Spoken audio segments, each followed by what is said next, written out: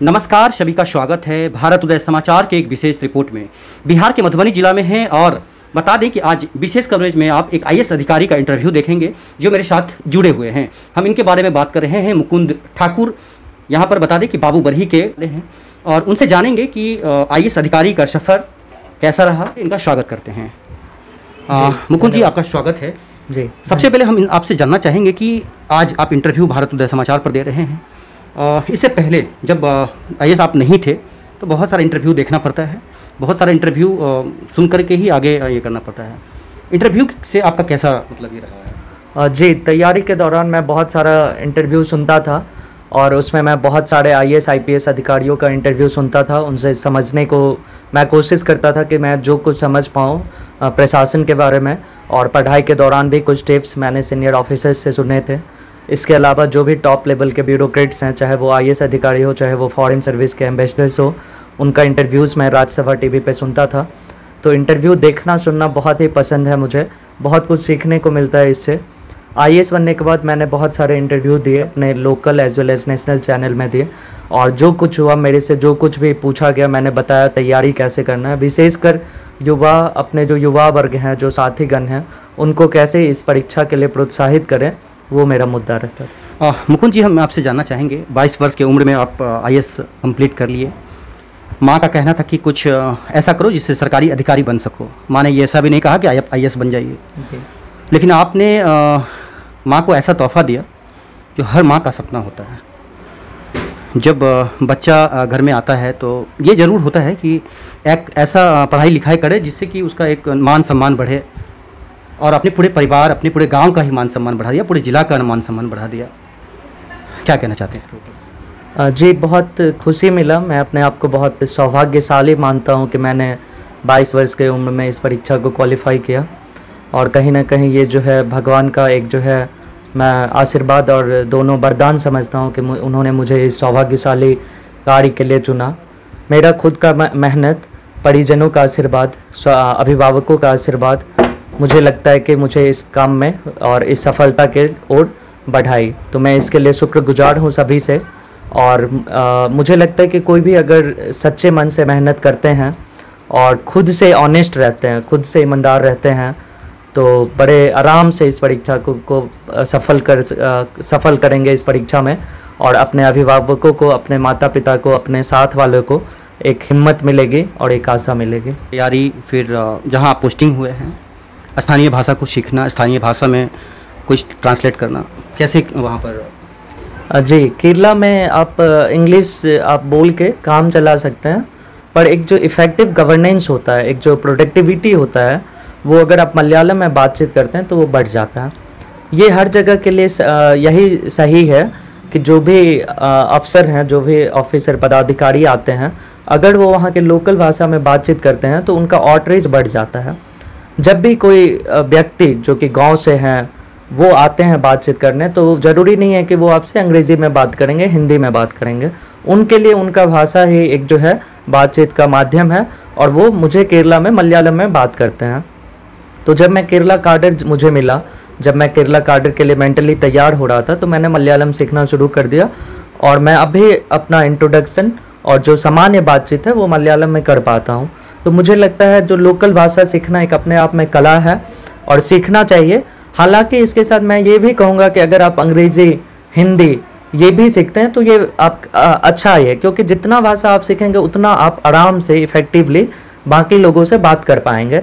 लेकिन सिर्फ अंग्रेज़ी को अपना जो है मानदंड बना के कि अगर अंग्रेज़ी कोई बोलता है तो वो एजुकेटेड है, शिक्षित है, ऐसा कुछ नहीं है। आप कोई भी भाषा में बोल सकते हैं। आप क्या बोलते हैं वो ज़्यादा इम्पोर्टेंट है, वो ज़्यादा महत्वपूर्ण है, ना कि आप किस भाषा में बोलते हैं। इस चीज़ का ध्यान रखना चाहिए, और उसी के संदर्भ में जो भी भाषा आपको लगता है कि मेरे लिए महत्वपूर्ण है, मुझे सीखना चाहिए ताकि मैं अपना काम बेहतर कर पाऊँगा, वो भाषा सीखना चाहिए। हम बात करें केरल, जो जहाँ पर आप पोस्टिंग हैं, जो कैसा काम करने का वहाँ पर अनुभव मिला आपको, और किस तरह से वहाँ के जो मतलब कार्य प्रणाली है? केरल में मैं अभी कैलीकट ज़िला में असिस्टेंट कलेक्टर हूँ, सहायक समाहर्ता और सहायक दंडाधिकारी। तो वहाँ पे जो है मुझे काम करने का जो है केरल इकोनॉमिकली, सोशली रिलेटिवली थोड़ा प्रोग्रेसिव स्टेट है, थोड़ा आगे है। और ये जो है नीति आयोग का भी हाल में सस्टेनेबल डेवलपमेंट गोल्ड इंडेक्स आया था, उसमें केरला टॉप पे था। तो बेसिकली वहाँ पे जो है शिक्षा, स्वास्थ्य, इन सब का जो है खाने पीने का समस्या नहीं है। वहाँ की जो समस्या है वो कुछ अलग है। वहाँ की समस्या जो है आज के डेट में ट्रैफिक सॉल्यूशन पे है। वहाँ की समस्या जो है कार्बन न्यूट्रल सिटी बनाने की है। वहाँ की समस्या जो है अभी हाल में ही मैं जब यहाँ आया, उससे पहले जब मैं केरल में था तो मैंने एक टेंडर पास किया था इनोवेशन लैब के लिए, जिसमें हम लोग रोबोट और ड्रोन खरीद रहे थे इनोवेशन लैब के लिए, ताकि 11th 12th 9th 10th के जो बच्चे हैं स्कूल में उन्हें साइंस से अवगत कराया जाए। तो काम कुछ अलग है। काम प्रशासन व्यवस्था काफ़ी अच्छा है, हर जगह ही अच्छा है। केरल को मैंने देखा, इसलिए मैं केरल के बारे में बोल पा रहा हूँ। और लोग बहुत प्रोएक्टिव हैं, लोगों को अपने राइट्स के बारे में बहुत ज़्यादा जानकारी है। लोग अपने अधिकार को समझते हैं, जानते हैं। और अफसर भी, जितने भी पदाधिकारी है, उसी तरह उन राइट्स को उनको दिलाने के लिए एकजुट होकर काम करते हैं। आप मधुबनी में पढ़े लिखे हैं या? जी, मैं अपना क्लास 5th तक मैं मधुबनी में राजनगर में मैंने पढ़ाई की। उसके बाद मैंने ऑल इंडिया एंट्रेंस सैनिक स्कूल का क्वालिफाई किया, जिसमें मुझे सैनिक स्कूल गोलपाड़ा असम में एडमिशन हुआ। असम में मैंने 10+2 किया सैनिक स्कूल गोलपाड़ा में। और उसके बाद मैंने फिर से अपने मेरिट पे दिल्ली विश्वविद्यालय में PGDAV कॉलेज में मैंने इंग्लिश लिटरेचर से ऑनर्स किया। IAS के लिए आपने कहाँ से तैयारी किया, कितना समय लगा, किन लोगों का सपोर्ट मिला, कैसे? IAS के लिए मैंने दिल्ली में ही, जब मैं कॉलेज में 2nd ईयर में था, उस टाइम मैंने तैयारी स्टार्ट कर दी। और 3rd ईयर कंप्लीट होने के बाद भी मेरा एज 21 नहीं पूरा कि 3 वर्ष में 1 वर्ष मेरा परीक्षा को समझने में ही चला गया। और खुद IAS बनने से पहले मेरी किसी भी IAS IPS से बात नहीं हुई थी, तो सब खुद ही करना पड़ा था। लेकिन मैं YouTube पे जितने भी टॉपर स्टॉक हैं जो फ्रीली अवेलेबल हैं, वो सब सुन के मैं चीज़ों को समझने का कोशिश करता था। और मुझे लगता है कि 1 साल समझने में लगने के बाद 2 साल मैंने प्रॉपर IAS का जो होता है प्रॉपर प्लान से पढ़ाई किया। और इसमें कुल मैं 6 से 8 घंटा पढ़ता था नॉर्मल टाइम में। हालांकि प्रीलिम्स क्वालिफाई करने के बाद मेंस के टाइम में मैंने 12 से 14 घंटा भी पढ़े, लेकिन वो सिर्फ 2 महीने के लिए था जब मेरा मेंस आ रहा। यूट्यूब से जो है बहुत सारा सहायता मिला मुझे। मैं यूट्यूब पे राजसभा टीवी में देखता था, और राजसभा टीवी पे जो है मैं बहुत सारा प्रोग्राम देखता था, जैसे कि बिग पिक्चर हो गया, उसके बाद डेली न्यूज़ हो गया। उसके अलावा मैं यूट्यूब पे जो टॉपर्स टॉक होते हैं, जो बहुत सारे टॉपर्स लेक्चर दिया है, जैसे मैंने भी बहुत सारे टॉपिक कैसे तैयारी करें उस पर लेक्चर दिया है, वो मैं टॉपर्स का सुनता था। और उसके अलावा तैयारी कैसे करना है, ऐसे कैसे लिखना है, कोई चीज़ न्यूज़पेपर में मैं पढ़ रहा हूँ मुझे समझ नहीं आया, तो मैं इमीडिएटली उसको यूट्यूब में 2 मिनट 3 मिनट का क्लिप देख लेता था। तो सारे फ्रीली अवेलेबल रिसोर्सेज थे, किसी भी यूट्यूब पे देखने के लिए आपको पे नहीं करना था। और काफ़ी इफेक्टिव रहा मेरे प्रिपरेशन में use of information and communication technology. आधुनिक ज़माना के IAS हैं आप, जहाँ सभी के हाथ में सोशल मीडिया है, सभी के हाथ में स्मार्टफोन है, सभी के घर में वाईफाई लगा हुआ है। कितना बदलना चाहेंगे और कितना आपको फ़ायदा मिल रहा है? मुझे लगता है कि जो इंफॉर्मेशन एंड कम्युनिकेशन टेक्नोलॉजी है, इंटरनेट है, ये जो है डबल एज सोर्ड है, 2-धारी तलवार है। आप इसको अपने फ़ायदा के लिए यूज़ कर सकते हैं, और अपने नुकसान में भी ये आपको जो है नुकसान दायक भी हो सकती है। तो जो भी अभ्यर्थी हैं, जो भी एस्पायरेंट्स हैं, उनको ये समझना चाहिए कि मुझे इसे positively for the benefit of examination use करना है। आप इंटरनेट का या लैपटॉप का, मोबाइल का इस्तेमाल आप व्हाट्सएप या फेसबुक या इंस्टाग्राम चलाने के लिए ना करके आप किसी टॉपर स्टॉक चलाने के लिए, कोई मैगजीन पढ़ने के लिए इस्तेमाल करें तो बहुत हेल्पफुल रहेगा, बहुत लाभदायक रहेगा। और आप इसको न्यूज़पेपर पढ़ने के लिए यूज़ कीजिए, कुछ आर्टिकल पढ़ने के लिए यूज़ कीजिए।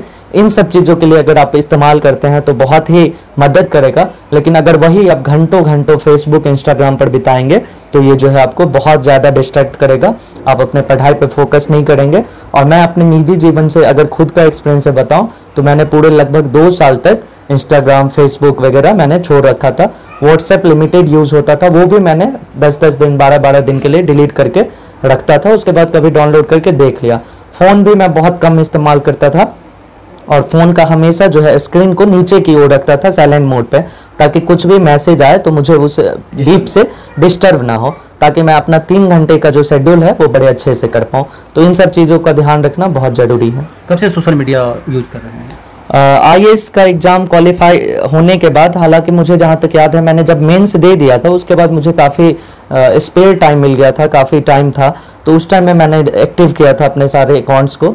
और एग्ज़ाम निकलने के बाद मैं थोड़ा बहुत अपने काम को शेयर करने के लिए कुछ बुक्स मैं पढ़ता हूँ, तो मैं अपने सोशल मीडिया पे उसका रिव्यू लिखता हूँ ताकि और भी लोग पढ़ सकें। कुछ अच्छे फिल्म मैंने देखी उसके बारे में लिखता हूँ, कुछ काम हुआ या कुछ इन्फॉर्मेशन हो गया वो सब मैं शेयर करता हूँ। तो थोड़ा प्रोफेशनल तरीके से अगर आप यूज़ करेंगे तो वो काफ़ी आउटरीच बढ़ जाता है, लोगों को तक आप अपना मैसेज पहुँचा सकते। आज के समय में अधिकतर लोग सोशल मीडिया, चाहे वो व्हाट्सअप चलाते हो, फेसबुक या यूट्यूब, जो भी चलाते हो, अधिकतर समय दे रहे हैं। क्या लग रहा है कि लोग कहाँ परेशान कर रहे हैं एक दूसरे को? मुझे लगता है कि आप जो है इन सब चीज़ों को जो है अपने काम में जो है मदद करने के लिए इस्तेमाल करें। सोशल मीडिया, फेसबुक, व्हाट्सएप, इन सब चीज़ों में बस इसलिए ना यूज़ करें क्योंकि आपके पास कोई और काम नहीं है। अगर आप कुछ करना चाहते हैं तो बहुत सारे हॉबीज़ आप परस्यू कर सकते हैं, जैसे कि आप कोई न्यू लैंग्वेज सीख सकते हैं। अगर आपका किसी म्यूज़िकल इंस्ट्रूमेंट में इंटरेस्ट है तो आप सीख सकते हैं, जैसे गिटार बजाना हो गया, कैसियो हो गया, जो बहुत सारे यंत्र हैं आप सीख सकते हैं। कोई स्पोर्ट्स परस्यू कर सकते हैं। जस्ट बिकॉज आपके पास कोई और काम नहीं है, आप बोर फील कर रहे हैं, इसलिए इस्तेमाल नहीं करें। आप कोई अच्छी बुक पढ़ सकते हैं, बहुत सारे इंग्लिश में, हिंदी में हैं, तो उनको पढ़िए। और लोगों को डिस्ट्रैक्शन से बचना चाहिए, लिमिटेड यूज़ करें फॉर द पर्पस। जी, जैसे लोगों का नेचर हो गया है आजकल, लोग इसकी वजह से बहुत सारा ऐसा इंपॉर्टेंस जो मैसेज है वो देखना छोड़ दिए हैं। आपकी नज़र में क्या लग रहा है कि आपके भी दोस्त होंगे, आपके भी बहुत सारे लोग होंगे जो मैसेज करते होंगे या मैसेज से आपको अटैच रहना पड़ता होगा, ग्रुप से अटैच रहना पड़ता होगा, इस वक्त आपने क्या देखा अभी तक के सोशल? व्हाट्सएप पे आजकल काफ़ी ऑफिशियल वर्क्स हो रही हैं। व्हाट्सएप पे बहुत सारे डिस्ट्रिक्ट एडमिनिस्ट्रेशन के, मेरे डिस्ट्रिक्ट एडमिनिस्ट्रेशन के ग्रुप्स हैं जिसमें हम लोग काफ़ी चर्चा करते हैं, मीटिंग के लिंक शेयर होते हैं, बातचीत होती है। व्हाट्सएप पे मुझे जो है काफ़ी इफेक्टिव गवर्नेंस का जो है एक प्लेटफॉर्म मिला है। लेकिन इसके अलावा अगर आप देखें तो इंस्टाग्राम पे, फेसबुक पे एडमिनिस्ट्रेटिव वर्क कुछ भी नहीं हो रहा है। हालांकि कुछ काम मैं शेयर करता हूँ अपना, ताकि जो भी एस्पायरेंट्स हैं या मेरे साथी हैं वो देखेंगे कि क्या काम मैं कर रहा हूँ, लेकिन जो है बहुत ज़्यादा मीनिंगफुल वर्क वहाँ पे नहीं हो रहा है। तो मेरा मानना है कि unnecessary good morning, good evening को नहीं भेजना चाहिए। अननेसेसरी फॉरवर्ड्स को अवॉइड करें आप। अगर कुछ इंपॉर्टेंट मैसेज है तभी भेजें।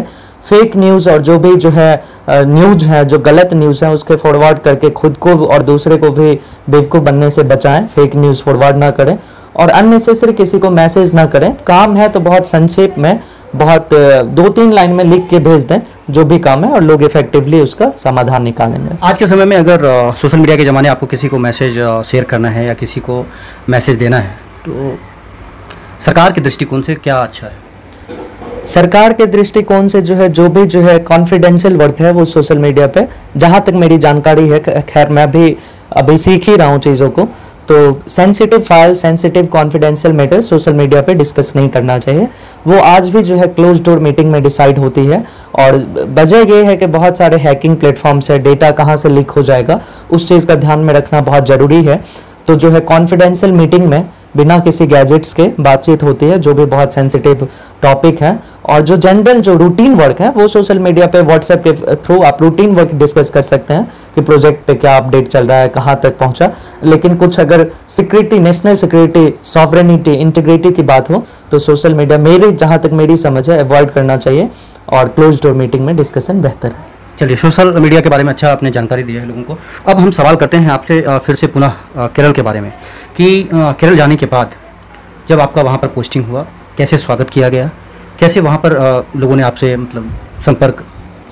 केरल जाने के बाद मैं अगर सच बताऊं तो थोड़ा सा मैं सोच रहा था कि कैसे क्या होगा। हालांकि मैं विशाखापट्टनम तक ही गया था, उससे आगे मैं नहीं गया था, तो थोड़ा मन में था कैसे क्या होगा। लेकिन मैंने केरल को अपने टॉप चॉइस में भरा था। केरला जो है मेरा टॉप 5 चॉइस में था और मैं कॉन्फिडेंट था कि मुझे काफ़ी पसंद आएगा। गॉड्स ऑन कंट्री, भगवान का देश कहा जाता है केरला को, और नेचर वाइज बहुत सुंदर है, तो मैं बहुत उत्साहित था। और आज मैं खुशी से कह रहा हूँ कि मुझे वहाँ पे जो है बहुत अच्छा लगा। लोगों का जो बातचीत था, जो स्वागत था और जो एक्सेप्टेंस था वो बहुत अच्छा था। मुझे कहीं भी फील कभी भी नहीं हुआ कि मैं किसी अन्य राज्य से हूँ। मुझे बहुत अच्छा लगा। हालांकि एक चीज़ थी, मुझे लगा कि अगर मैं मलयालम सीख लूँगा तो मुझे और जो है इफेक्टिवली एडमिनिस्ट्रेशन में मदद होगा, जो कि मैं सीख रहा हूँ। और जैसे आप अगर मलयालम बोलते हैं तो ये बहुत स्वाभाविक सी बात है, कहीं के भी लोग हों अगर आप उनके भाषा में बात करते हैं तो आप भी वो भी एक दूसरे से कनेक्टेड फील करते हैं। तो वो चीज़ पे मैं काम कर रहा हूँ, मलयालम सीख रहा हूँ, थोड़ा बहुत बोल भी लेता हूँ। तो और कोई किसी भी प्रकार का बाधा नहीं हुआ, बहुत ही अच्छा लगा, बहुत ही मजा। केरल के बारे में जी, तो मेरे पेरेंट्स, मेरे माता पिता बहुत खुश थे कि देश का जो है एक बहुत ही अच्छा राज्य में बेटा का पोस्टिंग हुआ है। उन्हें कभी भी संकोच नहीं हुआ और उन्होंने किसी को ढूंढा भी नहीं, क्योंकि कोई है ही नहीं वहाँ पे, जहाँ तक हम लोग जानते हैं हमारे कोई भी रिश्तेदार नॉन के नहीं है वहाँ पे। लेकिन ये अधिकतर एक नेचर तो है कि जी बिल्कुल होता है तो लोग थोड़ा सा दिमाग में आते हैं, हाँ, कोई है अपना क्या वहाँ। हाँ, वो स्वाभाविक है, सोचते हैं कि कोई रहेगा तो खान पीन में, रहने में दिक्कत या जगह को जानने में करेगा। लेकिन फिर एक और बात हो जाती है, जब आप इस स्तर पे आते हैं, जब आप भारतीय प्रशासनिक सेवा ज्वाइन करते हैं, तो कहीं ना कहीं सेवा भाव से आप जाते हैं, चाहे वो भारत का किसी भी कोना हो, चाहे वो कश्मीर हो, चाहे कन्याकुमारी हो, चाहे वो अरुणाचल प्रदेश, गुजरात, कहीं भी हो, आप देश के किसी भी कोना में अपना सेवा देने के लिए, जहाँ भी आपका भारत सरकार नियुक्ति करेगी, आपको जाना है, सेवा देना है। और मैं भी उसी भाव से गया था कि अब जहाँ भी जा रहे हैं वहाँ पे जो कुछ होगा, जो भी मेरा रोल होगा, उससे भी आगे बढ़ के अपना कॉन्ट्रीब्यूशन देना है। तो काम में व्यस्तता लगी रहती है, तो कभी ये पता नहीं चलता है कि कहाँ है, नहीं है। और एक जो है एक नया कल्चर, एक नया संस्कृति, एक नया जगह देखने को मिला, तो ये भी अपने आप में एक नया एक्सपीरियंस था और मुझे बहुत अच्छा लगा। मैं दक्षिण भारत में, जो अपने दक्षिणी भारत के जो राज्य हैं, उसमें बहुत ज़्यादा नहीं घुमा था और इसीलिए मैंने केरला डाला था टॉप प्रेफरेंस में, ताकि मैं केरल जाऊं और वहाँ पे जाके देखूं कि कैसा क्या है, ऐसा कैसे गवर्नेंस वहाँ पे है कि केरला आपको लगभग 90% रिपोर्ट में केरला आपको टॉप पे मिलेगा। तो यही चीज़ देखने सीखने का उत्साह था और उसी के साथ में गया। जब आप वहाँ पहुँचे थे केरल में, एक ऐसे व्यक्ति आए जिनका आधार कार्ड नहीं बन रहा था, काफ़ी वो परेशान थे, कैसे डिसीजन लेना सीखे? चलिए, पढ़ाई तो एक अच्छी बात है कि आप स्टूडेंट हैं, आपने पढ़ाई लिखाई किया, आपने मेहनत किया, अनुभव कहाँ से लाते हैं? 22 वर्ष का उम्र एक युवा जिसको अपर समाहर्ता का पद मिला है और उसे ऐसा डिसीजन लेना है कि पब्लिक का जिसमें भला हो या पब्लिक का जिसमें सहायता मिल सके सरकार की तरफ से। तो एक छोटा सा काम था जिसको मतलब छोटा सा काम ही कह सकते हैं, आधार कार्ड। तो हमें कैसे सहायता किया वहाँ? ये जो है ट्रेनिंग हमारी जो है Lal Bahadur Shastri national academy for administration लवासना मसूरी में बेसिक ट्रेनिंग होती है। उसमें आपको बहुत कुछ बताया जाता है, हालांकि वो थ्योरेटिकल होता है। प्रैक्टिकल जब आप फील्ड में जाते हैं तो आपको खुद ऑन द स्पॉट डिसीजन लेना पड़ेगा। डिसीजन मेकिंग जो है वो सबसे बड़ा जो है one of the most top quality में ब्यूरोक्रेट का आता है, किसी भी अफसर का, पदाधिकारी का है कि आप डिसीजन कितना जल्दी लेते हैं। तो जब भी मैं किसी जगह पे जाता हूँ, कुछ समस्या आता है, तो मैं सबसे पहले मैं देखता हूँ कि कानून क्या कहता है, लॉ क्या कहता है। और मुझे लगता है कि अपने देश में जो है लॉ बहुत अच्छे से बनाया गया है। आपको शायद ही कोई ऐसा काम मिलेगा जिसके लिए कानून ना बना हो। तो मैं कानून पता करता हूँ और जो भी अफसर होते हैं, मेरे नीचे पदाधिकारी हैं, जो भी अफसर हैं, मैं इमीडिएटली उनको अपना जो है अपना ऑर्डर पास करता हूँ कि आपको आज के आज ही इसको कंक्लूड करना है, इसको जो है नेसेसरी एक्शन दिलवाना है। वो कहानी क्या था? जी, जो आधार की आप बात कर रहे हैं, तो मैं एक जो है मॉडल बर्ड्स स्कूल, हम लोग दिव्यांग के लिए एक स्पेशल टाइप का स्कूल बना रहे थे कैलीकट जिला में, और वहीं पे मैं लैंड एक्विजिशन, लैंड साइट पे गया था, उसको खाली करा के हम लोग लैंड एक्विजिशन का प्रोसेस आगे बढ़ाने रहे थे। तो तहसीलदार आने में थोड़ा विलम्ब हो रही थी, तो तब तक मैं आसपास के लोगों से बात करने के लिए, मैं था, मेरे साथ मेरे पीए थे और भी लोग जो थे, बहुत सारे सरकार के अलग अलग विभाग के लोग थे। तो मैं जब बात किया तो एक ट्राइबल परिवार के लोग वहाँ पे थे। तो मेरी बातचीत में, हालांकि मैं मलयालम में डायरेक्ट बात नहीं कर पाया, तो जो मेरे साथ मेरे पीए थे वो कन्वर्सेशन में मुझे बता रहे थे। तो मैं देखा कि एक जो है बुजुर्ग उम्र के नेत्रहीन व्यक्ति बैठे हुए हैं। तो मैं उनसे पूछा कि आपको सब कुछ मिल रहा है? तो उन्होंने बताया हाँ, खाना पीना सब मिल रहा है। फिर उन्होंने बताया कि कुछ सरकारी जो है लाभ से वो वंचित रह पा रहे हैं क्योंकि उनके पास आधार कार्ड नहीं है। और बात कुछ ऐसा था कि जब उनके पास आधार कार्ड नहीं था तो मैंने पूछा क्यों नहीं है, तो वो बताए कि उनका जो है आइरिस स्कैन जो होता है आधार में, वो नहीं हो पा रहा था क्योंकि वो उनके आंख में कुछ समस्या थी, वो देख नहीं पाते थे, तो प्रॉपर स्कैनिंग नहीं हो पा रही थी। तो मैंने इमीडिएटली जो है मेरे स्टेट केरला के जो डिस्ट्रिक्ट में आईटी मिशन हेड हैं, मैंने उनसे बात की और उनसे बात करने के बाद मुझे पता चला कि प्रावधान है, आप उस केस में भी आधार बनवा सकते हैं। तो वहीं पे मैंने उनको पूरा प्रोसीड्यूर बता दिया और उनसे मैंने एप्लीकेशन लेके जो भी नेसेसरी हेल्प हो सकता था मैंने पास कर दिया। जिस सेंटर पे जाना था वहाँ पे इन्फॉर्म किया गया और उनका आधार बनवाया गया। तो ये जो है, ये एक छोटा सा एग्जाम्पल मैं आपके साथ शेयर किया कि बहुत बार क्या होता है, लोगों को अपने अधिकार के बारे में नहीं पता रहता है। उन्हें जो है किसी सेंटर से लौटा दिया गया कि नहीं हो पाएगा, ये दिक्कत है, और वो समझते हैं कि अब तो हो ही नहीं पाएगा।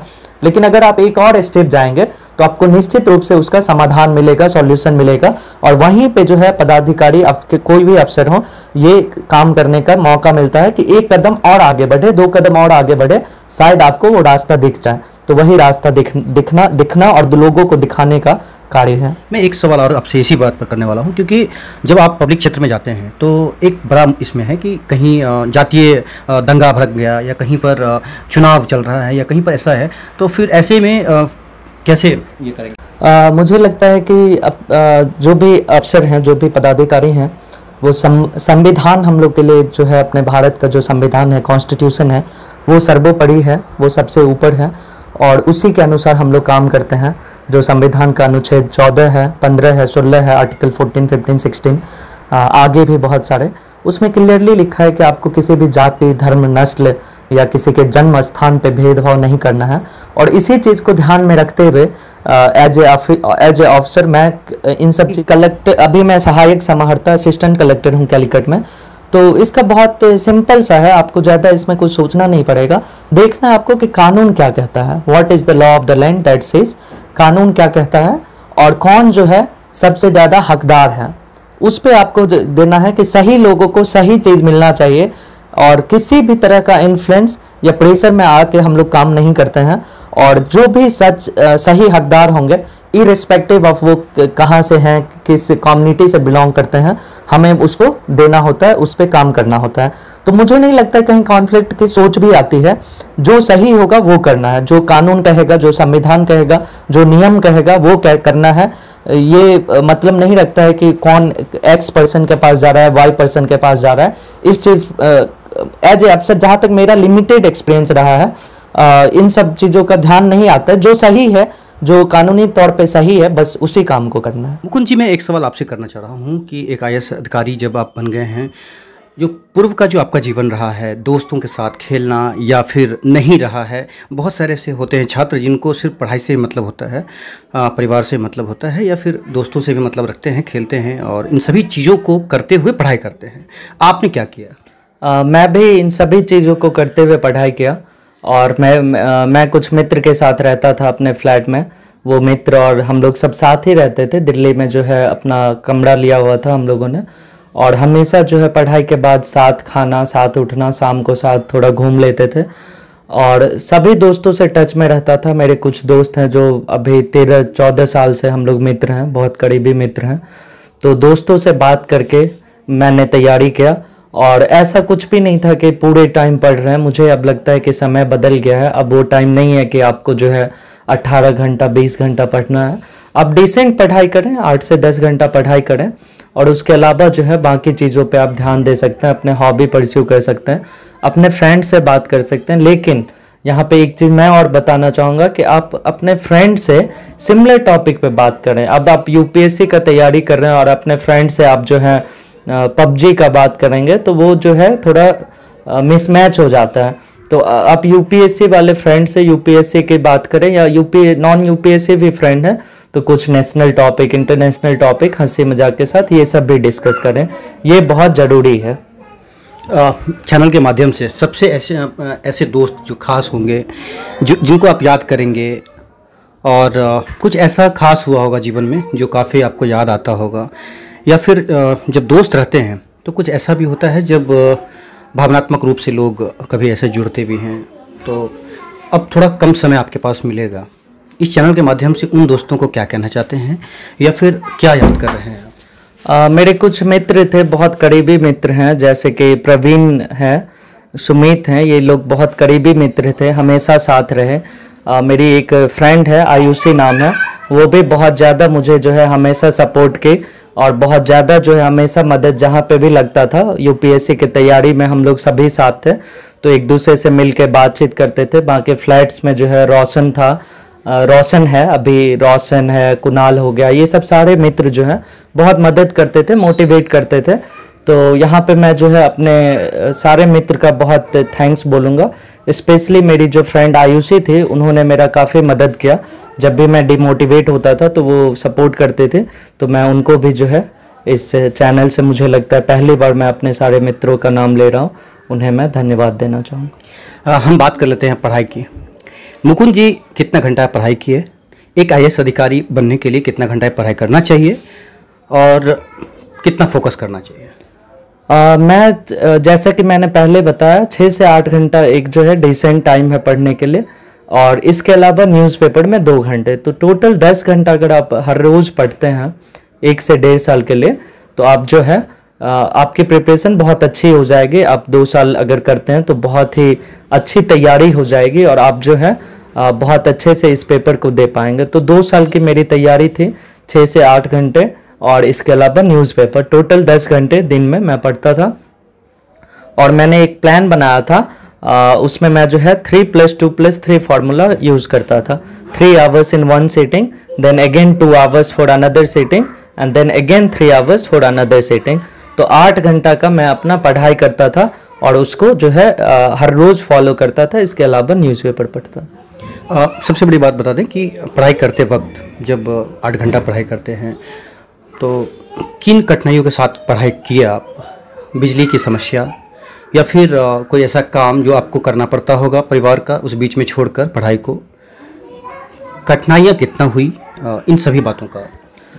कठिनाइयाँ बहुत थी, कठिनाइयाँ जो है बहुत ज़्यादा थी, क्योंकि जब घर में पापा जी का जॉब नहीं था तो बहुत सारे इकोनॉमिक इश्यूज आते थे। इसी वजह से जो है मैं किसी कोचिंग इंस्टीट्यूट में 1.5 लाख 2 लाख दे के मैंने नहीं पढ़ाई किया।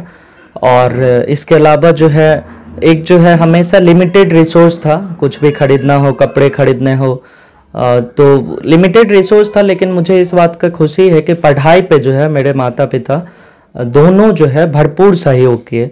मुझे कपड़ा के लिए भले ही एक बार बोल देंगे कि मत लो अभी, लेकिन किसी भी किताब के लिए, किताब खरीदने के लिए मैं कभी नहीं सोचता था, चाहे वो 1000-1500 का ही किताब क्यों ना हो। मेरे जब भी मुझे पापा जी पैसा भेजते थे तो सबसे पहले मैं बुक खरीदता था उससे, उसके बाद कुछ खरीदता था। और उस टाइम पे, उस दौर पे एक नशा भी था, जो मन करता था कि कितना पढ़ लें, क्या पढ़ लें। तो एक अलग दौर थी, एक अलग मज़ा था, उत्साह था। लेकिन हाँ, कठिनाइयाँ होती थी और कठिनाइयाँ फाइनेंशियल होती थी। हालांकि मैं दिल्ली में जब कॉलेज में पढ़ता था तो कॉलेज में था तो घर के काम में ज़्यादा मैं नहीं उलझता था, और बाकी जो यहाँ पे जो मेरे भाई हैं, जो मेरे सारे चाचा के बेटे हैं, वो लोग बहुत मदद करते थे, तो वहाँ से थोड़ा सपोर्ट। जी, मेरे भैया लोग हैं, राहुल भैया हैं, प्रेम भैया हैं, मेरे से छोटा भाई है राम जी है, बाबुल है, और सबसे छोटा भाई देव जी है। तो सभी लोग जो है बहुत मदद करते थे।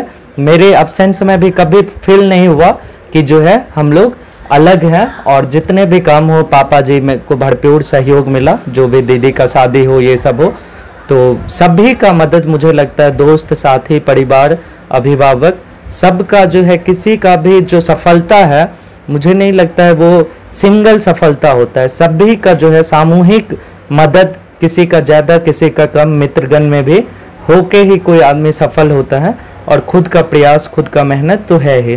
तो क्या आप इस पर किसी छात्र के परिवार से अनुरोध करना चाहेंगे कि जिस तरह से आपको सपोर्ट मिला है, ये बहुत बड़ी बात होती है जब आप किसी काम में जुड़े हुए हैं, किसी मिशन में जुड़े हुए हैं, और ऐसे भी लोग हैं जो ताना मारते हैं कि भाई ये काम नहीं किया, वो नहीं, जबकि उनको पता है कि ये मिशन में है। तो ऐसे छात्रों के परिवार से या उनके दोस्तों से अनुरोध करना चाहेंगे आपको? जी, मैं ऐसे सभी छात्रों, उनके अभिभावकों से अनुरोध करूंगा कि अगर सबका एक सही टाइम आता है, जब वो शायद 1 साल 2 साल के लिए वो अंडरग्राउंड होके पढ़ाई करना चाहता है, ऐसे समय में मैं बोलूँगा कि आप अगर परिवार में उसके भाई बहन हैं, जो भी हैं, उनको पढ़ने का अवसर दें, उनको मौका दें। सबके लाइफ में जो है वो टाइम आएगा, उसमें मदद करें।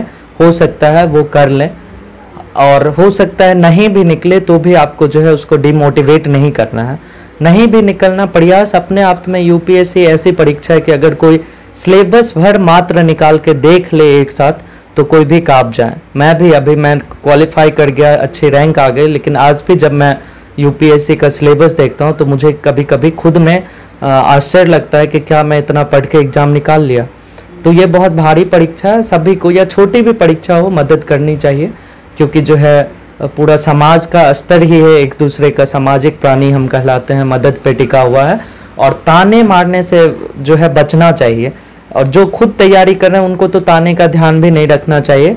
और बाकी लोगों को, मैं अपने आप को थोड़ा इसमें लक्की मानता हूँ, सौभाग्यशाली हूँ कि मुझे याद नहीं है कोई मुझे डायरेक्ट ताना मारा, क्योंकि मैं वो मौका नहीं दिया। मैं अपने पहले ही प्रयास में ग्रेजुएट होते ही जो मिनिमम एज होता है उसी में क्वालिफाई कर गया।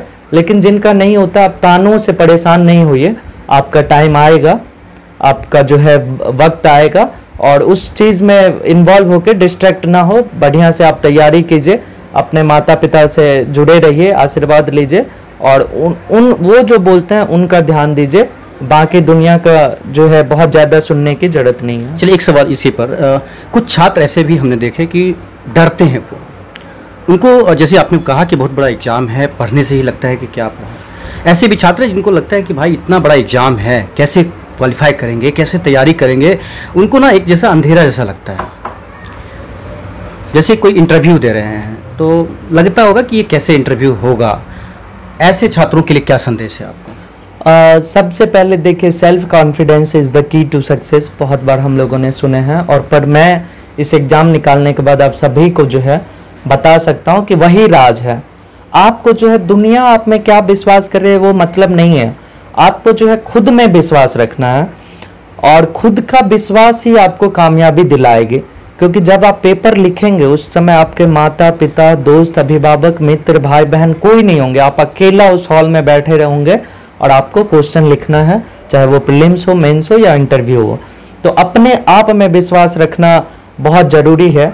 और एक शेर मुझे याद आ रहा है, मैं यहाँ पे आप लोगों के साथ शेयर करूँगा, बहुत फेमस है कि खुदी को कर बुलंद इतना, खुदी को कर बुलंद इतना कि हर तकदीर से पहले खुदा बंदे से खुद पूछे बता तेरी रजा क्या है। तो आप खुद को इतना स्ट्रांग कीजिए, इतना मेहनत कीजिए कि जब डी डे हो, जब डे ऑफ जजमेंट हो, उसमें जो है आप इतना स्ट्रांग हो कि आप चूज करें, आप ये रैंक लाइए कि आप चूज करें कि मुझे आईएएस बनना है, आईपीएस बनना है। मेरी जो रैंक थी 54 रैंक थे, उसमें जो यूपीएससी की कोई भी सर्विस मैं अपने चॉइस से चूज कर सकता था, वो रैंक थी। इस लेवल का आपका मेहनत होना चाहिए, और बाकी चीज़ों को नहीं सोचिए, अच्छे से मेहनत कीजिए, खुद से ऑनेस्ट रहिए, सेल्फ कॉन्फिडेंस रहिए, और आप कामयाबी जरूर पाएंगे। डरते क्यों हैं? डरना स्वाभाविक है, क्योंकि आप भारी एग्जाम दे रहे हैं, सिलेक्शन रेट बहुत कम है, कंपटीशन बहुत ज़्यादा है। देश के जो सबसे अव्वल दिमाग आप कहेंगे, एक तरह से कहीं ना कहीं माना जाता है कि ये लोग आते हैं। लेकिन कुछ तो डर के छोड़ भी देते हैं, सोचना ही छोड़ देते हैं। ऐसे लोगों के लिए नहीं, ये चीज़ गलत है। शब्दों में जी, ये चीज़ कभी नहीं करना है, डरना बिल्कुल भी नहीं। एग्जाम ही तो है, होगा होगा, नहीं होगा नहीं होगा। यूपीएससी एक ऐसी परीक्षा है, मैं आप सभी को बताऊंगा कि यूपीएससी एक ऐसी परीक्षा है जिसका तैयारी मात्र आपके ज़िंदगी को जो है बदल सकती है। आप अपने समाज को, आप अपने देश को, आप संविधान को, आप इतिहास को बड़े अच्छे से समझ के एक अच्छा नागरिक बन जाएंगे। अगर एग्जाम नहीं निकला तो क्या हुआ, आप एक अच्छे इंसान बनेंगे। और अगर आप यूपीएससी की तैयारी करते हैं तो बहुत सारा एग्जाम जो है, ईपीएफओ हो गया, सीएपीएफ हो गया, बहुत सारा एग्जाम है जो आप बड़े आसानी से पास कर सकते हैं। तो बिल्कुल भी डरना नहीं है कहीं पे भी। मुकुंद जी ने किन किताबों का अध्ययन किया, मुकुंद जी ने किन चैनलों का अध्ययन किया, जिससे जो लोग इंटरव्यू देखेंगे, जो लोग चाहेंगे कि मैं मुकुंद जैसा बनना चाहूँ, उनको? जी, किताब की लिस्ट तो बड़ी लंबी है, लेकिन जो कुछ कॉमन विषय हैं उनके बारे में मैं बताऊंगा। पॉलिटी के लिए और स्पेक्ट्रम है, वो दोनों पढ़ सकते हैं। इकोनॉमिक्स के लिए संजीव वर्मा मैंने पढ़ा था, और रमेश सिंह 2 बुक हैं। इसके अलावा इकोनॉमिक्स के लिए संकट आईएएस एकेडमी की बुक है, वो आप पढ़ सकते हैं। और इन्वायरमेंट के लिए संकट आईएएस एकेडमी की बुक पढ़ सकते हैं। इसके अलावा करेंट अफेयर्स मैगजीन आप पढ़ सकते हैं। चैनल्स में मैं मृणाल पटेल करके एक यूट्यूब चैनल है, फ्रीली अवेलेबल है, नथिंग पेड। आप उससे मैंने हिस्ट्री का पढ़ाई किया था, थोड़ा बहुत मृणाल सर के वीडियोस मैंने इकोनॉमिक्स के देखे थे, और इसके अलावा मैंने वर्ल्ड हिस्ट्री, ज्योग्राफी भी वहाँ से पढ़ी थी। जहाँ तक करंट अफेयर्स का बात है तो मैंने विजन आईएएस का करंट अफेयर्स पढ़ा था, जो कि फ्रीली अवेलेबल है। विजन आईएएस कोई भी चार्ज नहीं करती आपको, उनके वेबसाइट पे फ्रीली अवेलेबल है, आप डाउनलोड करके पढ़ सकते हैं। तो इन सब रिसोर्सेज का मैं यूज़ करता था। और न्यूज़ देखने के लिए मैं स्ट्रिक्टली राजसभा टीवी। मुकुंद जी, मम्मी और पापा खासकर बहुत महत्वपूर्ण हैं। क्या सहयोग मिला, कितना सहयोग मिला, और उनका क्या इच्छा था, वो क्या चाहते थे और आपने क्या कर दिया? एक महत्वपूर्ण बात और है कि पढ़ाई के समय में जब बच्चों के पास एक पेंसिल के लिए भी दिक्कत होता है, या पेंसिल पर्याप्त होता है, या किताब बुक की भी ज़रूरत होती है। तो मम्मी पापा ने कहाँ से लाया, क्या सहयोग किया इन सभी का? मम्मी पापा का जो था सहयोग हमेशा से था। एक चीज़ जो मैं देखा मम्मी पापा में, वो हमेशा पढ़ाई के लिए, सभी बच्चों के लिए, दीदी लोगों के लिए भी तत्पर रहते थे पढ़ाने के लिए। तो बहुत अच्छा सहयोग मिला। मेरी मम्मी जो थी वो पहले प्राइमरी स्कूल में शिक्षक थी, और जब मेरी दीदी यहाँ पे पढ़ने आई तो उन लोगों को कठिनाई होता था खाना वगैरह बनाने में या रहने में, तो मम्मी को छोड़ के वहाँ से यहाँ आना पड़ा, और उसके बाद साथ में रह के सबको पढ़ाना ये सब था। और मुझे भी बचपन से ही थोड़ा अच्छे स्कूल में पढ़ाने के लिए उन्होंने मधुबनी भेजा था। मधुबनी में मैंने LKG UKG वगैरह मैंने पढ़ाई की थी। तो एक जो है सजग परिवार जो है शिक्षा को लेके मिला। और पापा जी का जो था हमेशा, जहाँ तक कि कुछ बनने के बात थे तो उन्होंने कभी क्लियर नहीं कहा कि बेटा IAS बनो, जो फैक्ट बात है, कभी भी नहीं कि IAS बनो। मैंने चुन के उनको बताया कि मैं ये करना चाहता हूँ, तो उसमें बोले ठीक है। पापा जी कभी भी जो है पढ़ाई के लिए कभी भी जो भी आर्थिक रूप से हो, जहाँ से भी होता था देते थे, स्ट्रगल करके ही सही। और मम्मी भी हमेशा मदद करते थे, थोड़ा नज़र रखते थे कि पढ़ाई कर रहा है कि क्या कर रहा है, नहीं, ये तो अभिभावकों का होता ही है, वो रखते थे, लेकिन भरपूर सहयोग मिलता था। इसके अलावा मेरे जो है मामा जी बहुत मदद किए। मेरे मामा जी का नाम है बड़े मामा कन्हैया झा, श्री कन्हैया झा, और छोटे मामा श्री दिलीप झा। इन दोनों ने, बड़े मामा जी भी और छोटे मामा जी दोनों, बहुत मदद किए।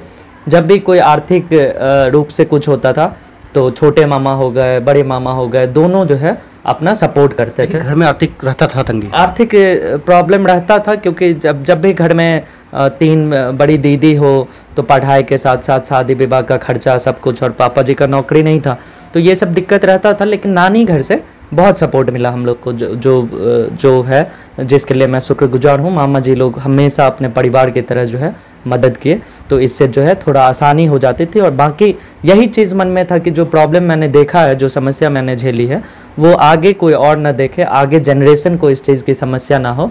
इसी सोच से मैं UPSC और IAS के तैयारी। माँ ने एक बात तो ज़रूर कहा था कि बेटा सरकारी नौकरी कर लेना, क्या मम्मी ने क्या कहा? मम्मी हमेशा बोलते थे, मम्मी मजाक में ये भी बोलते थे कि पियून का ही नौकरी हो लेकिन सरकारी होना चाहिए। मम्मी मतलब मेरे को बोले कि अगर तुम्हारा, एक तरह से वो मैसेज था कि अगर तुम्हारा योग्यता उतना ही है तो वही करना, लेकिन सरकारी नौकरी हमको चाहिए।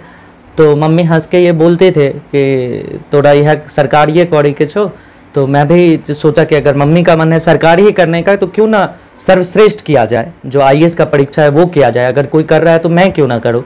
तो उनका भी क्राइटेरिया पूरा हो गया, और उससे काफ़ी अच्छा, मतलब सबसे कहा जाता है कि देश का सबसे प्रतिष्ठित परीक्षा, तो मैंने उसको टारगेट किया और उसको क्वालिफाई। बनने के बाद क्या रिएक्शन था, कैसे आशीर्वाद लिए? पता लगा कि 2 दिन तक मम्मी सो नहीं पाई, मतलब ऐसा उनको खुशी इतना हुआ कि, तो क्या रिएक्शन क्या था उस दिन? बनने के बाद जो है मेरा भाई रिजल्ट सामने ला के लैपटॉप रख दिया, और मैं फ़ोन पे बात कर रहा था। मेरा भाई राम जी मेरे साथ दिल्ली में था। इंटरव्यू के 3 दिन बाद ही मेरी रिजल्ट आ गई। तो मेरी एक नज़र पड़ी, पर मैं फिर से घूम के कुछ और देखने लगा। मैं किसी मित्र से फ़ोन पे बात कर रहा था रिजल्ट के बारे में ही, कि आजकल में पता चला है कि कहीं से रिजल्ट आने वाला है। तो जब मैं एक नज़र देखा तो मैं मुड़ गया। जब मेरी दूसरी नज़र देखी तो मैं देखा कि 1 2 3 4 करके रखा हुआ है, और वो हंस रहा था, कुछ भी मुझे नहीं बोला कि आपका रैंक आ गया है। तो जब मेरी नज़र नीचे पड़ी तो मैंने देखा 54 नंबर पे मेरा नाम है, और हर साल टॉपर का नाम याद होता है, तो रैंक 1 पे नया नाम देखा तो मेरे को लगा नया रिजल्ट आ गया। 54 पे जो मैं अपना नाम देखा, उसके बाद मैं भी बहुत उत्साह से चिल्लाया, शोर किया, थोड़ा बहुत मस्ती की। उसके बाद मैंने पापा जी माँ जी को बताया, और उसके बाद कॉल किया पापा को, या कॉल किया? मैंने पापा को कॉल किया, और इमीडिएटली मैंने पापा जी को बोला, माँ जी को बता दिया। सबसे पहला शब्द पापा का क्या निकला? सबसे पहला पापा का शब्द वही था, खुशी का, कि बाह गर्व हुआ, ये ऐसा पापा जी बोले। और उसके बाद जो है मेरा फ़ोन लगातार 3 से 4 दिन तक बजते रह गया। हज़ारों 2000 मैसेज आए, बहुत सारे इंटरव्यू होने लगे। तो घर मैं नहीं आ पाया, घर 10 दिन बाद आया। और मम्मी, और इतना टाइम भी नहीं मिला कि मम्मी से भी बात करूं, थोड़ा बहुत टाइम मिलता था, फ़ोन बंद ही नहीं हुआ, जगह जगह से फ़ोन आने लगे। बनने के बाद कितने किलो मिठाई खा गए होंगे अभी तक? हाँ, बनने के बाद तो मैं बहुत कम मिठाई, मैं थोड़ा मीठा कम खाता हूँ, स्वीट्स वगैरह, लेकिन मैंने अपने सारे फ्रेंड्स को मिठाई खिलाए। जो अपना पार्टी होता है, मैं अपने सारे मित्र को बुला के जो है थैंक यू पार्टी किया, जितने परिचित थे सबको बुलाया, साथ बैठ के बात किए। लेकिन विश्वास नहीं हो रहे थे। 2 घंटा 3 घंटा सोते थे, फिर नींद टूट जाते थे, और इतना ज़्यादा कॉल आया कि मुझे फ़ोन बंद करना पड़ा 2 दिन 4 दिन के लिए, तब जाके मन शांत हुआ।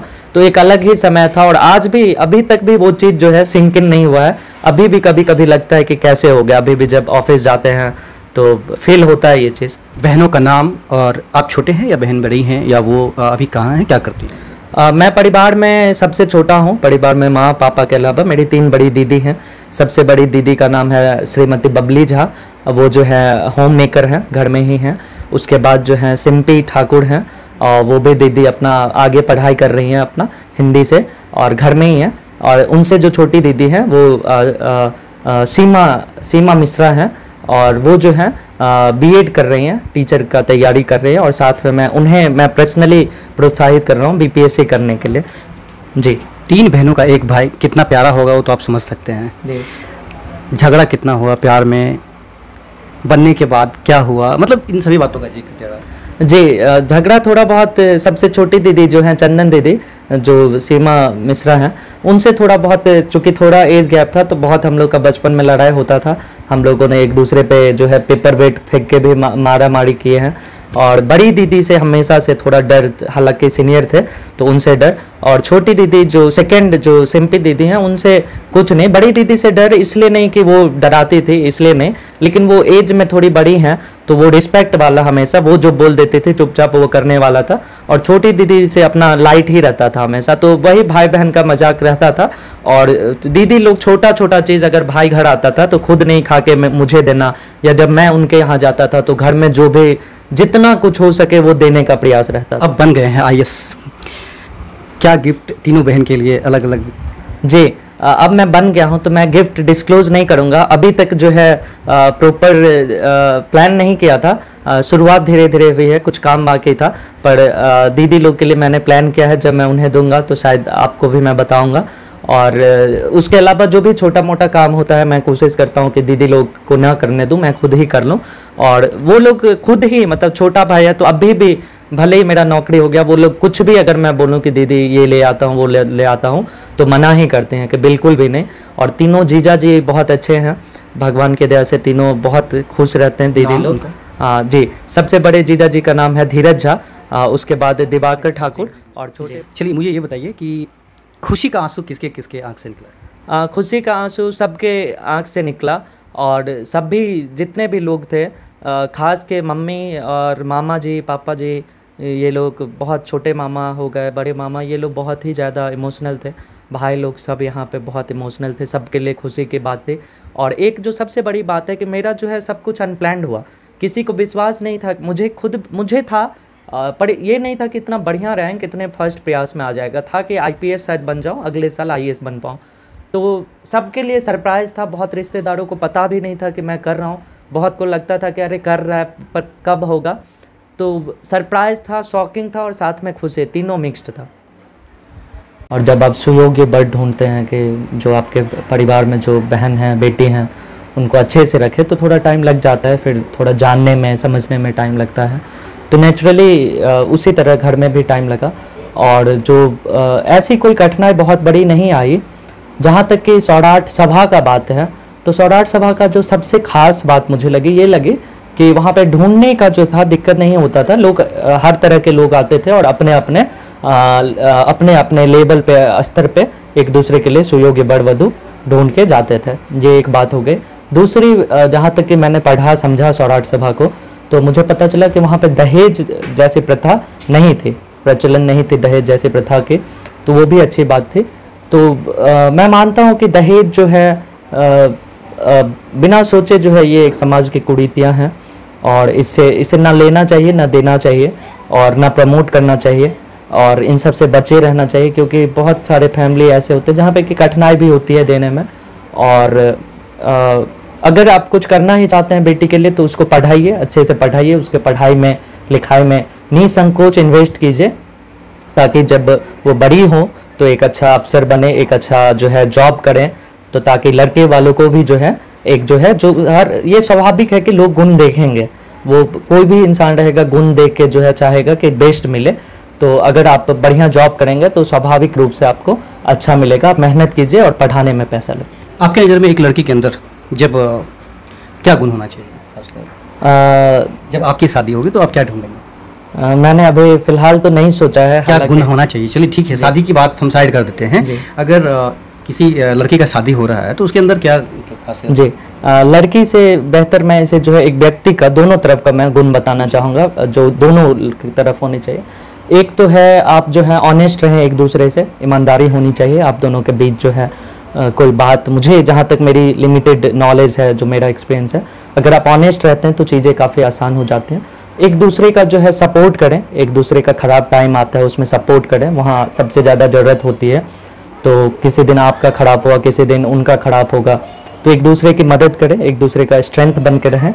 और जो है दोनों जब भी रिलेशन बनता है ना, तो मैं मानता हूँ कि एक जो है बेस्ट फ्रेंड का, गांधी जी भी बोले थे कि the happiest couple are the those who are best friends. उनका भी ऐसा कमेंट था कि आप अगर सबसे अच्छे मित्र हैं तो आप हर चीज़ पे बातचीत कर पाएंगे। एक और चीज़ मैं जो अपने मैथिली और मिथिला कल्चर, जो अमेरिकन कल्चर में नहीं है, यहाँ पे आपको परिवार का भी ध्यान रखना बहुत महत्वपूर्ण है। तो आप जो है दोनों के, मैं ये कभी नहीं कहता हूँ कि एक परिवार, एक माता पिता, लड़का लड़की के माता पिता को और जो लड़की हैं, जो वधू हैं, वो लड़का के माता पिता को समान इज्जत दे, माने जो अपने माता पिता को मानते हैं, तो इससे दोनों खुश रहेंगे। ये सब है, बाकी ज़्यादा विचार विश्लेषण पे शायद और गुण निकल के आए, ये बेसिक। मैं एक सवाल और करना चाहता हूँ। नफरत करते हैं दहेज प्रथा से और कितना प्यार करते हैं एक गुणी, जो गुणवान लड़की हैं, उनसे? देखा है कि पैसा आता जाता है, अगर आप में सामर्थ्य है तो आप दोनों मिलके बहुत पैसा कमा लेंगे, लेकिन पैसा देख के करना और फिर अगर गुण में कुछ रह जाए, गुण व्यवहार में, तो फिर वो, मैं दोनों के लिए बोल रहा हूँ, किसी बड़ के लिए भी सिर्फ ये देख के जाना, गुण में कमी रह जाए तो दिक्कत होगी। तो ये जो है एक जो है बहुत महत्वपूर्ण निर्णय है, और मैं पर्सनली हमेशा गुण को प्रेफर करूँगा। और ये सब चीज़ें मुझे कभी अट्रैक्ट नहीं की, मैं हमेशा सेल्फ मेड में बिलीव करता हूँ। जो भी मैंने आज तक लाइफ में अचीव किया वो हमेशा अपने दम पे और अपने जो है मेहनत पे मुझे ज़्यादा विश्वास है। तो और बहुत अच्छे जॉब में हूँ, पैसा के डिसेंट पैसा मिलता है, और इतनी बड़ी ख्वाहिश नहीं है कि इतने पैसों की भी ज़रूरत हो, एक सामान्य ज़िंदगी जीना चाहता हूँ, तो इसीलिए मैंने मना कर दिया। और मैं पर्सनली भी, मुझे लगता है कि ये चीज़ सही नहीं है। आप गुण देख के अगर कोई आता है तो अच्छी बात है, लेकिन बस ये दिखा के या आप ऐसे, तो ये अप्रोच मुझे ठीक नहीं लगा। इसीलिए मैं सभी को बोलता हूँ कि आप जो है गुण पे ज़्यादा ध्यान दीजिए, बाकी चीज़ें टाइम के साथ आती जाती रहेगी, लेकिन ये एक जो है बहुत बड़ा इम्पोर्टेंट फैक्टर। कितने दिन बच गए हैं शादी के? हाँ, शादी के तो अभी कहना मुश्किल है। भैया, कुछ बड़े भैया बाकी हैं, बड़े भैया लोग के होने के बाद, और मैं पर्सनली भी कुछ दिन जो है अपने थोड़ा खुद मम्मी पापा ऐसे और परिवार के जिम्मेदारियां को अभी साइड रख के थोड़ा काम सीखना और बेहतर काम करना चाहूँगा। तो 3 से 4 साल में भी, जैसा कि परिवार में चर्चा चल रहा है, तो 3 से 4 साल कम से कम, उसके बाद कोई लंबा वक्त नहीं लग रहा है? नहीं, लंबा वक्त नहीं है। मैं यहाँ तो देखा गया है कि सिर्फ नौकरी के लिए लोग इंतज़ार करते हैं, नौकरी के लिए ही मतलब शादी रोक के रखे हैं। इतना बड़ा पद मिल गया, इतना बड़ा नौकरी आप कर रहे हैं, फिर भी 4 साल इंतज़ार करना, मतलब मेरा कभी ऐसा अप्रोच नहीं था। मुझे था कि नौकरी जल्दी से जल्दी लेना है, और ये वाले विचार भी मन में कभी नहीं आए कि जॉब लग जाएगी तो शादी होगा। शादी मुझे लगता है कि एक सामान्य जो है, आप सेटल हो ले पहले, सब कुछ हो जाए।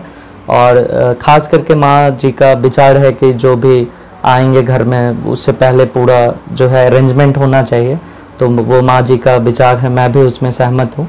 और बाकी कुछ टाइम मैं अभी जैसा बताया कि मैं जो है अपने काम सीखने में और अपने आप को और बेहतर बनाने में एक अच्छा अवसर बन सकूं, उसमें मैं बिताना चाहूँगा। उसके बाद जो है थोड़ा पारिवारिक जिम्मेदारी से दूर रह के, क्योंकि रिस्पॉन्सिबिलिटी आ जाती है, बहुत सारे बात हो जाते हैं, तो अभी काम सीखने में और काम करने में एक परफॉर्मर की तरह मैं देना चाहूँगा। उसके बाद जो है ये सब।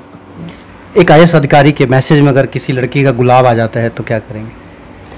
जी, कैसे जवाब देंगे, या फिर आपके जीवन में भी कोई प्यार नाम का चीज़ होगा, आपके जीवन में भी कुछ ऐसा, तो कैसे करेंगे?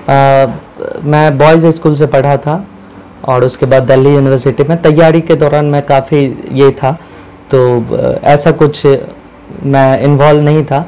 और अभी बहुत ऐसा कुछ मतलब क्या होता है? ऐसा कुछ मतलब मैं रिलेशनशिप में नहीं था।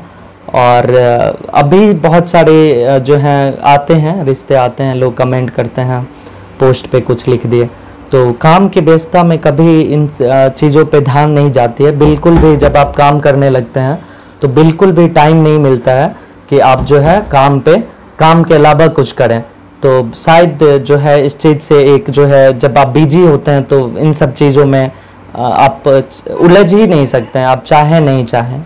गुलाब तो लाल होता है, नज़र तो पड़ जाएगा आपका अगर जी पड़ जाए में भी, लेकिन कुछ रिस्पांस मैं नहीं दे पाता हूँ क्योंकि बहुत सारे लोग कमेंट करते हैं, लिखते हैं, और जब सही टाइम आएगा तो पूरे परिवार के साथ बातचीत करके इस पे निर्णय लिया जाए। बहुत बहुत धन्यवाद आपका मुकुंद ठाकुर जी। सबसे बड़ी बात है कि लगभग 40 मिनट से ऊपर का इंटरव्यू हुआ है और विभिन्न सवालों का आज तक जो सवाल घर से जुड़ा हुआ हो, परिवार से जुड़ा हुआ हो, पढ़ाई के क्षेत्र से जुड़ा हुआ हो, नौकरी के क्षेत्र से जुड़ा हुआ, सभी सवालों पर इन्होंने जवाब दिया है और बहुत अच्छे तरीके से इन्होंने जवाब दिया है।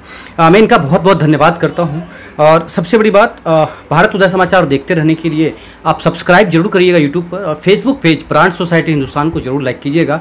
बहुत बहुत धन्यवाद आपका। जी बहुत बहुत धन्यवाद आपका भी, और भारत उदय समाचार का भी, जो जिस प्लेटफॉर्म से मुझे बातचीत करने का मौका मिला और बहुत अच्छा लगा बातचीत करके। बहुत बहुत धन्यवाद। चलिए, बहुत बहुत धन्यवाद।